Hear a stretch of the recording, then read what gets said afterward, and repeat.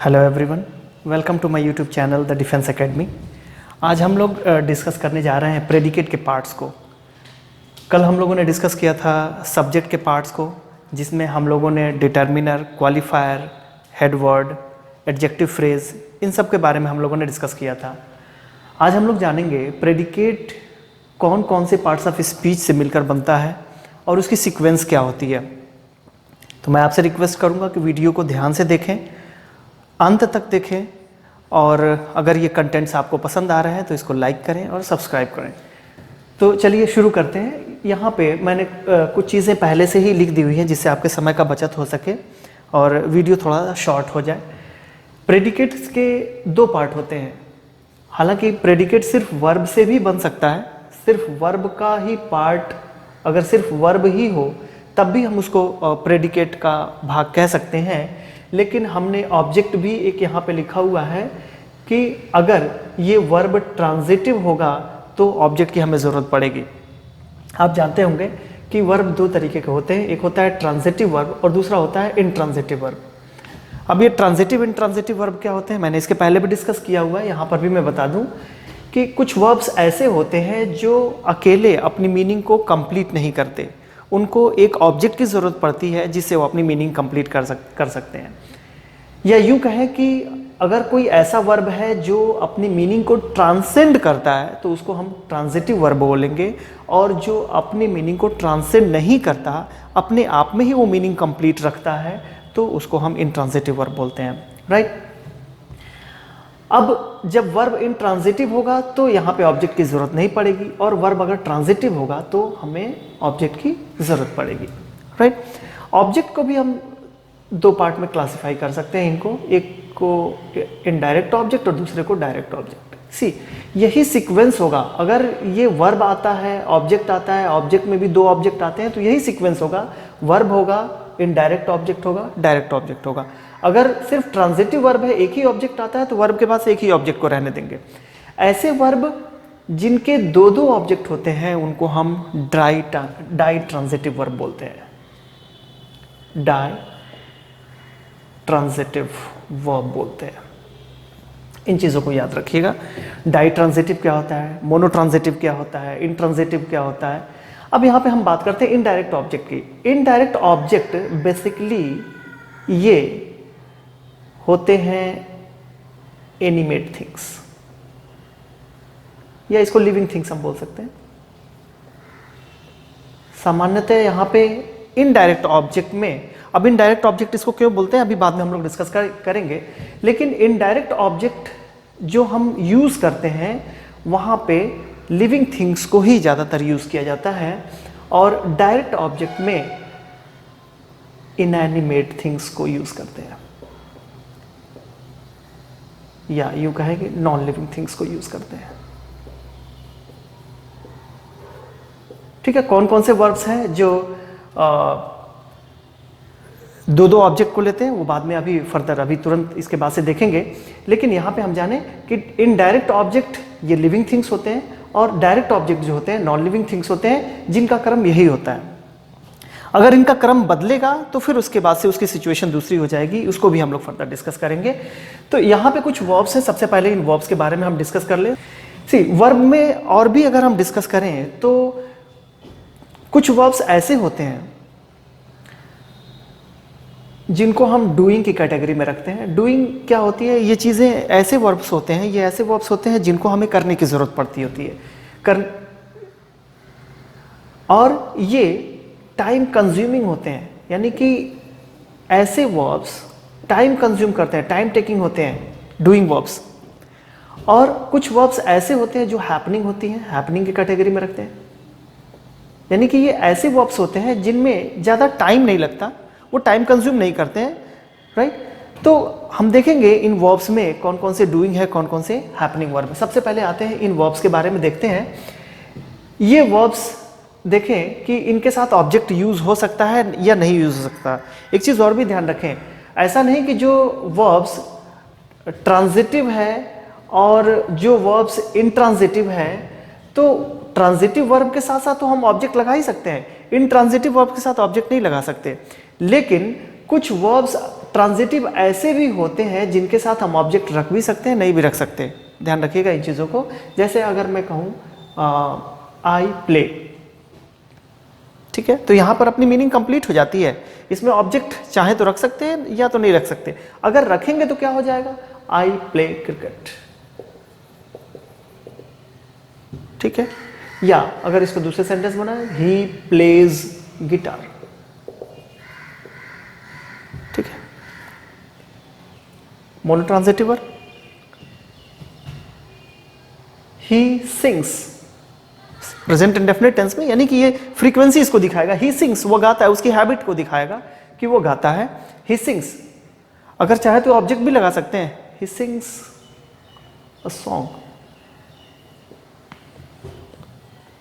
ठीक है। They run, I laugh, she reads, ठीक है। ऑब्जेक्ट भी लगा सकते हैं, शी रीड्स अ बुक। लेकिन इन दोनों वर्ब के साथ देखिए, क्या कोई ऑब्जेक्ट आप लगा सकते हैं? दे रन, हाँ, यहां पे अगर ऐसे लिखें, दे रन अ बिजनेस, हो सकता है। लेकिन अगर दौड़ने की हम बात करें तो यहां पे कोई ऑब्जेक्ट नहीं आएगा। I run, you run, they run, they run. तो इस तरीके से ये रन जो वर्ब होगा, अगर दौड़ने के सेंस में मिले तो यहाँ पे कोई ऑब्जेक्ट नहीं आएगा। लेकिन अगर बिजनेस चलाने की बात हो रही है तब यहाँ पे ऑब्जेक्ट यहाँ पे आ सकता है। तो देख रहे हैं वर्ब किस तरीके से यूज हो रहा है। ये चीजें आपको ध्यान में रखनी होंगी। एक वर्ब को किस तरीके से हम यूज कर सकते हैं, ये चीज आपको बहुत ज्यादा इस पर ध्यान देना पड़ेगा। यहाँ पे देखिए लिखा हुआ आई लाफ, क्या लाफ के साथ कोई ऑब्जेक्ट लगा सकते हैं? नहीं लगा सकते। तो ऐसे वर्ब जिनके साथ कोई ऑब्जेक्ट नहीं आ सकता उनको हम बोलते हैं इंट्रांजिटिव वर्ब, राइट। लेकिन अगर एक सेंटेंस इसको ऐसे बनाए, आई लाफ्ड एट हिम, ध्यान रखिएगा। तो कुछ लोग कहेंगे कि ये तो ऑब्जेक्ट आ ही गया, लेकिन ये ऑब्जेक्ट नहीं है। मैंने इसके पहले वाले वीडियो में बताया था कि जो प्रेपोजिशन होते हैं, प्रेपोजिशन अपने साथ एक ऑब्जेक्ट को लेकर आता है, राइट। वो ऑब्जेक्ट है, ये प्रेपोजिशन है, इस प्रेपोजिशन का ये ऑब्जेक्ट है। तो ये इस लाफ वर्ब का ऑब्जेक्ट नहीं है, ध्यान रखिएगा, ये प्रेपोजिशन का ऑब्जेक्ट है। तो यहाँ पे हमने देखा कुछ मोनोट्रांजिटिव वर्ब्स और हमने देखा कि यहाँ पे कुछ इंट्रांजिटिव वर्ब्स को भी हमने देख लिया, ठीक है। आइए देखते हैं यहाँ पे कुछ वर्ब्स को। Read, cook, write, bought. क्या इनमें से कोई वर्ब्स आपको दिखता है जो इंट्रांजिटिव वर्ब हो? सोचिए, शायद नहीं, ठीक है। आई रीड, ये मेरी फ्रीक्वेंसी को दिखाएगा, हैबिट को दिखाएगा।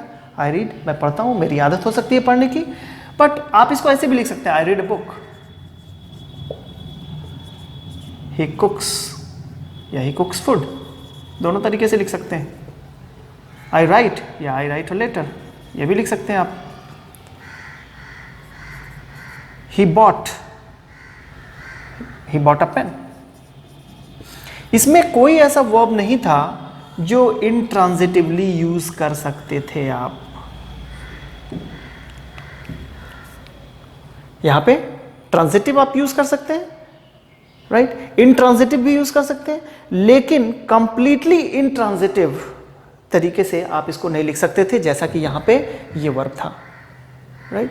यहां पे आप दोनों तरीके से लिख सकते थे ऐसे वर्ब को, लेकिन ये ऐसा वर्ब था जिनके साथ कोई ऑब्जेक्ट नहीं आ सकता, राइट। उसी तरीके से हमें वर्ब से कुछ ऐसे वर्ब्स को ढूंढना पड़ेगा। वर्ब में से कुछ ऐसे वर्ब्स को ढूंढिए, आप उसकी लिस्ट बनाइए जिनके साथ कोई ऑब्जेक्ट नहीं आ सकता। अगर ऐसा आप करते हैं तो वर्ब पे अच्छी कमांड हो जाएगी। वर्ब की पूरी लिस्ट बनाइए। यहां पे आप देखते हैं ये कुछ ऐसे वर्ब्स हमने लिखा है जो डाई ट्रांजिटिव वर्ब हैं, जिनके साथ दो ऑब्जेक्ट आते हैं, राइट। जैसे I told him a story, ठीक है। He asked me a question. They gave him a suggestion. तो यहाँ पे ये कुछ ऐसे वर्ब्स हैं जिनके साथ दो दो ऑब्जेक्ट आ रहे हैं, जिनमें हमने सबसे पहले एक इंट्रांजिटिव वर्ब को लिखा, फिर उसके बाद से इनडायरेक्ट ऑब्जेक्ट को लिखा, फिर उसके बाद से हमने डायरेक्ट ऑब्जेक्ट को लिखा। ठीक है, इनडायरेक्ट ऑब्जेक्ट हमने बताया कि यहाँ पे लिविंग थिंग्स पहले आते हैं, फिर उसके बाद से नॉन लिविंग थिंग्स को यूज करते हैं, राइट। कुछ लोग ये भी पूछेंगे कि भाई आपने डायरेक्ट ऑब्जेक्ट को पहले क्यों नहीं लिखा, इनडायरेक्ट ऑब्जेक्ट को बाद में क्यों नहीं लिखा।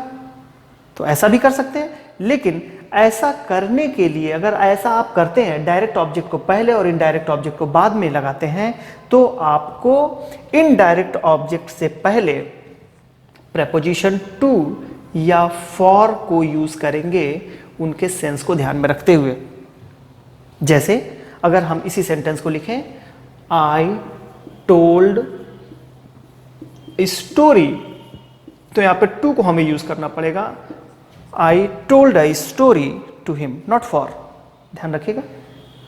लेकिन अगर इसको ऐसे इस सेंटेंस को, I bought a book for him, not to, तो सेंस के अकॉर्डिंग आप टू या फॉर को लिखेंगे। देखिए इनडायरेक्ट का मतलब यहाँ पे सीधे डायरेक्ट नहीं आ रहा है, ये प्रेपोजिशन के बाद आ रहा है, राइट। इसको इनडायरेक्ट ऑब्जेक्ट इसीलिए बोलते हैं क्योंकि डायरेक्ट यूज नहीं होता, वर्ब के साथ, यानी वर्ब के साथ इसका जो कनेक्शन होता है वो डायरेक्ट नहीं होता, वो इनडायरेक्ट होता है, वो प्रेपोजिशन का ऑब्जेक्ट बन सकता है। लेकिन ये जो डायरेक्ट ऑब्जेक्ट होते हैं, ये डायरेक्ट इसलिए बोलते हैं क्योंकि ये वर्ब के साथ डायरेक्ट कनेक्शन होता है, ये वर्ब के साथ आ सकते हैं, इनके पहले आप कोई प्रेपोजिशन यूज नहीं कर सकते। क्लियर।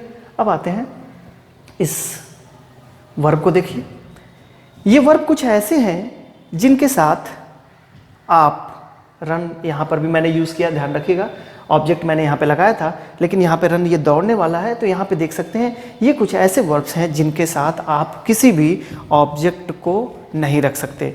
तो आप खुद कोशिश करिए और देखिए क्या यहाँ से ये इसमें कुछ ऐसे वर्ब हैं जिनके साथ आप ऑब्जेक्ट यूज कर सकते हैं। अगर यूज कर सकते हैं तो उसका एक सेंटेंस बनाइए और अपने कमेंट बॉक्स में उसको लिख दीजिए। तो ये रहा हमारा पार्ट्स ऑफ सेंटेंस का टॉपिक, जिसमें हम लोगों ने सब्जेक्ट के पार्ट्स को देखा, प्रेडिकेट के पार्ट्स को देखा और उससे हमने सब्जेक्ट बनाने की कोशिश करी। लास्ट में अगर हम एक लाइन में हम देखें कि हम अगर वर्ड दिए हुए हैं तो उनको सेंटेंस कैसे बनाएंगे, तो सबसे पहले सेंटेंस बनाने के लिए हमें ज़रूरत पड़ती है सब्जेक्ट की और फिर प्रेडिकेट की। सब्जेक्ट में हमने देखा कि सबसे पहले हम लोगों ने डिटर्मिनर का यूज़ किया, फिर क्वालिफायर का यूज़ किया, हेडवर्ड का यूज़ किया, एडजेक्टिव फ्रेज का यूज़ किया और फिर उसके बाद से हम लोगों ने प्रेडिकेट वाले टॉपिक में वर्ब को यूज़ किया, फिर हम लोगों ने इनडायरेक्ट ऑब्जेक्ट को, फिर उसके बाद से डायरेक्ट ऑब्जेक्ट को यूज़ किया।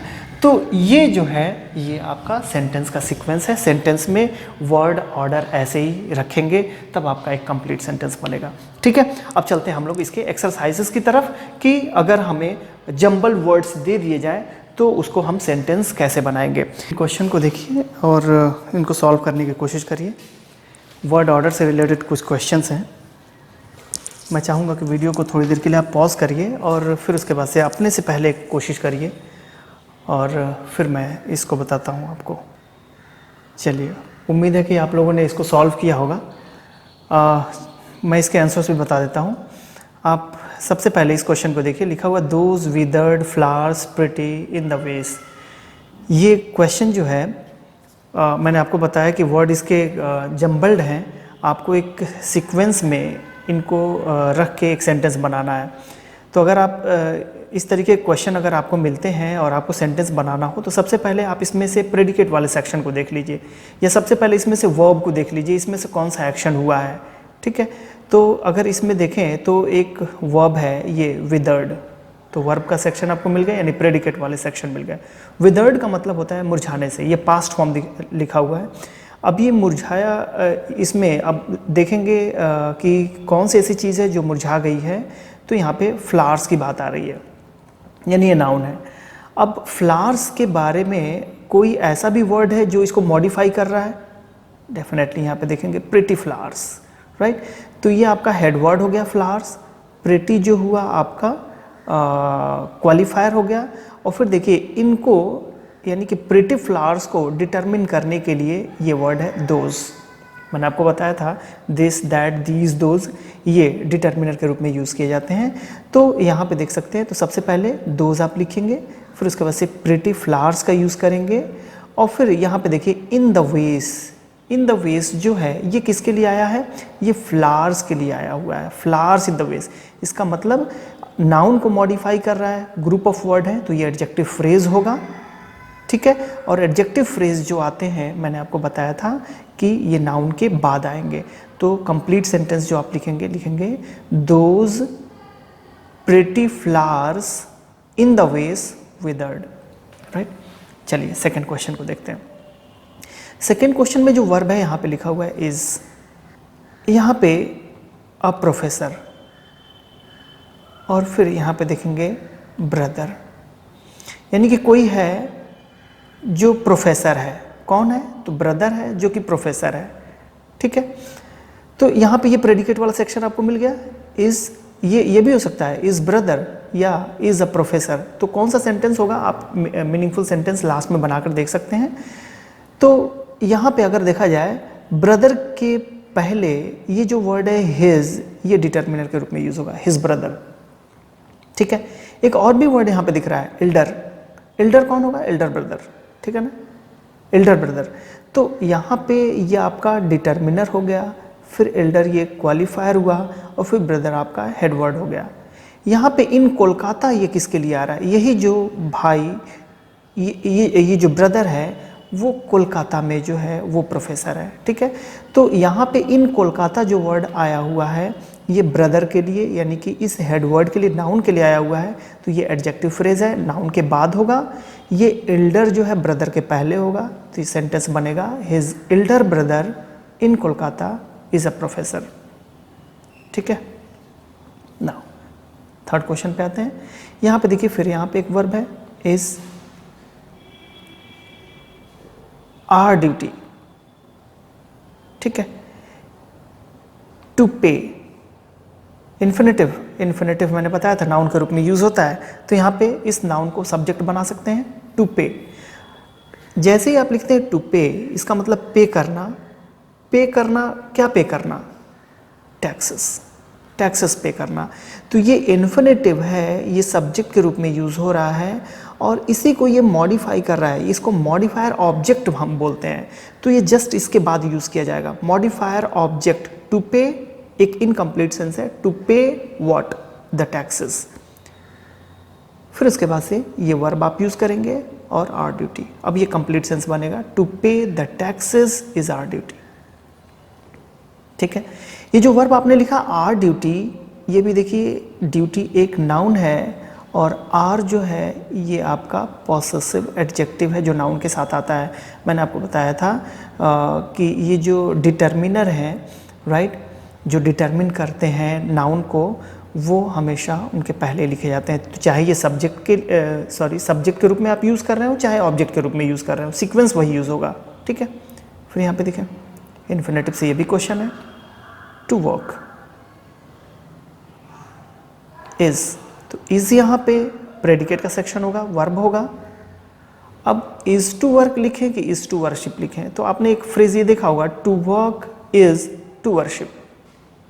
टू वर्क नाउन के रूप में हमने सब्जेक्ट बना लिया, और टू वर्शिप नाउन के रूप में हमने ऑब्जेक्ट बना लिया, इस वर्ब का ऑब्जेक्ट।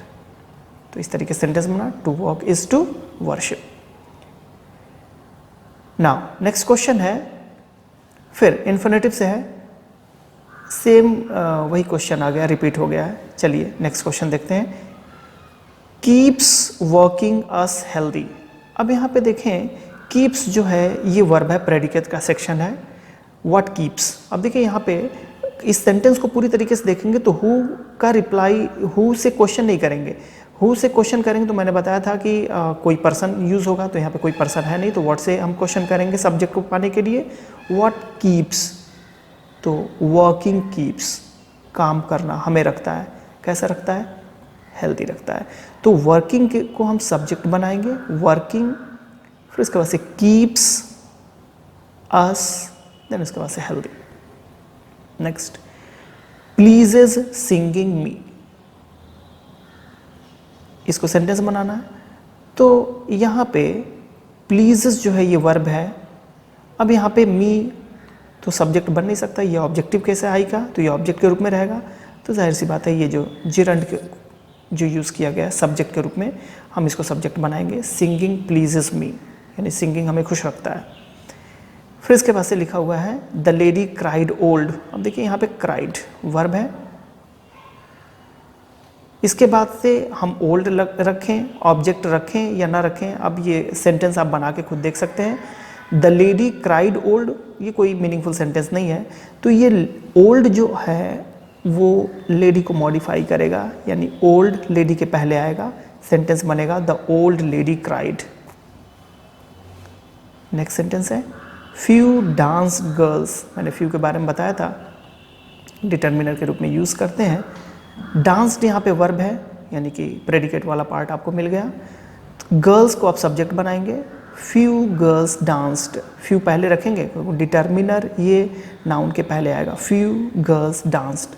तो इस तरीके से आपने इस एक्सरसाइज को कंप्लीट कर लिया। ठीक है।